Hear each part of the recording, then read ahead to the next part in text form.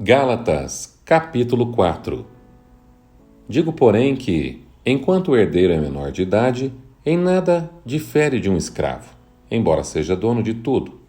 No entanto, ele está sujeito a guardiões e administradores até o tempo determinado por seu pai. Assim também nós, quando éramos menores, estávamos escravizados aos princípios elementares do mundo. Mas, quando chegou a plenitude do tempo, Deus enviou seu Filho, nascido de mulher, nascido debaixo da lei, a fim de redimir os que estavam sob a lei, para que recebêssemos a adoção de filhos. E, porque vocês são filhos, Deus enviou o Espírito de seu Filho ao coração de vocês, e ele clama: Abba, Pai. Assim você já não é mais escravo, mas filho. E, por ser filho, Deus também o tornou herdeiro. Antes, quando vocês não conheciam a Deus, eram escravos daqueles que, por natureza, não são deuses. Mas agora, conhecendo a Deus, ou melhor, sendo por Ele conhecidos, como é que estão voltando àqueles mesmos princípios elementares, fracos e sem poder? Querem ser escravizados por eles outra vez? Vocês estão observando dias especiais, meses, ocasiões específicas e anos. Temo que os meus esforços por vocês tenham sido inúteis. Eu suplico, irmãos, que se tornem como eu, pois eu me tornei como vocês. Em nada vocês me ofenderam. Como sabem, foi por causa de uma doença que preguei o Evangelho pela primeira vez a vocês. Embora a minha doença tenha sido uma provação, vocês não me trataram com desprezo ou desdém. Ao contrário, receberam-me como se eu fosse um anjo de Deus, como o próprio Cristo Jesus.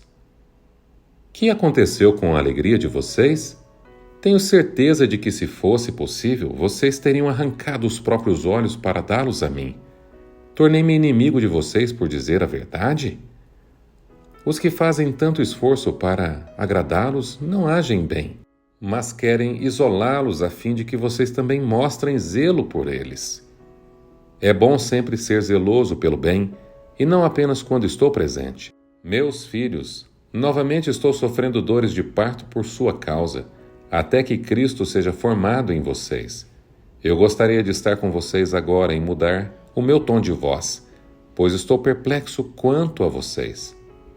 Digam-me, vocês, os que querem estar debaixo da lei, acaso vocês não ouvem a lei?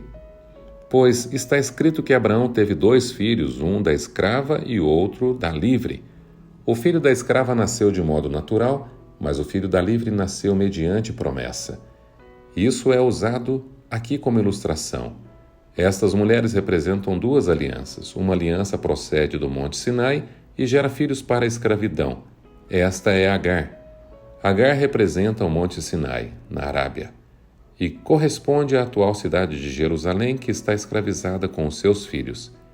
Mas a Jerusalém do alto é livre e é a nossa mãe, pois está escrito: regozije-se, ó estéril, você que nunca teve um filho, grite de alegria, você que nunca esteve em trabalho de parto, porque mais são os filhos da mulher abandonada do que os daquela que tem marido. Vocês, irmãos, são filhos da promessa como Isaque. Naquele tempo, o filho nascido de modo natural perseguiu o filho nascido segundo o Espírito. O mesmo acontece agora.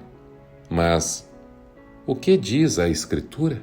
Mande embora a escrava e o seu filho, porque o filho da escrava jamais será herdeiro com o filho da livre.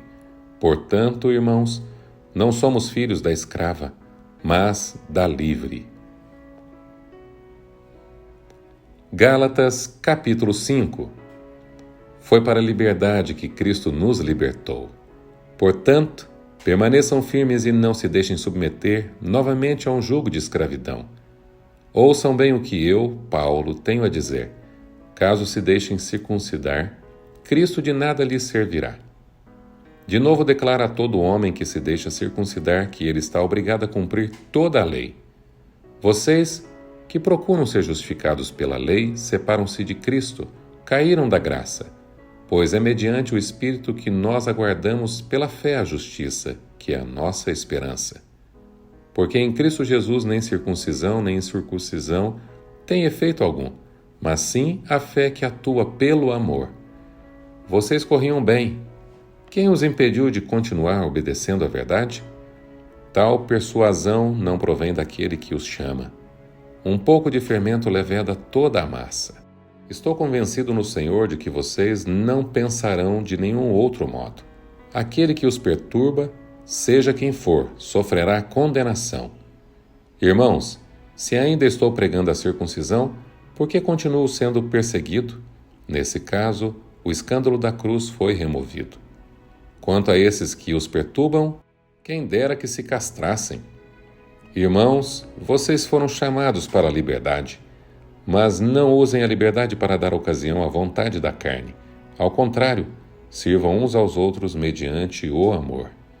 Toda a lei se resume num só mandamento: ame o seu próximo como a si mesmo. Mas, se vocês se mordem e se devoram uns aos outros, cuidado para não se destruírem mutuamente. Por isso digo, vivam pelo Espírito e de modo nenhum satisfarão os desejos da carne, pois a carne deseja o que é contrário ao Espírito e o Espírito o que é contrário à carne. Eles estão em conflito um com o outro, de modo que vocês não fazem o que desejam. Mas, se vocês são guiados pelo Espírito, não estão debaixo da lei. Ora, as obras da carne são manifestas: imoralidade sexual, impureza e libertinagem, idolatria e feitiçaria, ódio, discórdia, ciúme, ira, egoísmo, dissensões, facções e inveja, embriaguez, orgias e coisas semelhantes. Eu os advirto, como antes já os adverti: aqueles que praticam essas coisas não herdarão o reino de Deus. Mas o fruto do Espírito é amor, alegria, paz, paciência, amabilidade, bondade, fidelidade, mansidão e domínio próprio. Contra essas coisas não há lei. Os que pertencem a Cristo Jesus crucificaram a carne, com as suas paixões e os seus desejos. Se vivemos pelo Espírito, andemos também pelo Espírito. Não sejamos presunçosos, provocando uns aos outros e tendo inveja uns dos outros. Gálatas, capítulo 6. Irmãos, se alguém for surpreendido em algum pecado, vocês que são espirituais deverão restaurá-lo com mansidão. Cuide-se, porém, cada um, para que também não seja tentado. Levem os fardos pesados uns dos outros e assim cumpram a lei de Cristo. Se alguém se considera alguma coisa, não sendo nada, engana-se a si mesmo. Cada um examine os próprios atos e então poderá orgulhar-se de si mesmo sem se comparar com ninguém. Pois cada um deverá levar a própria carga. O que está sendo instruído na palavra partilhe todas as coisas boas com aquele que o instrui. Não se deixe enganar. De Deus não se zomba, pois o que o homem semear, isso também colherá. Quem semeia para a sua carne, da carne colherá destruição. Mas quem semeia para o Espírito, do Espírito colherá a vida eterna.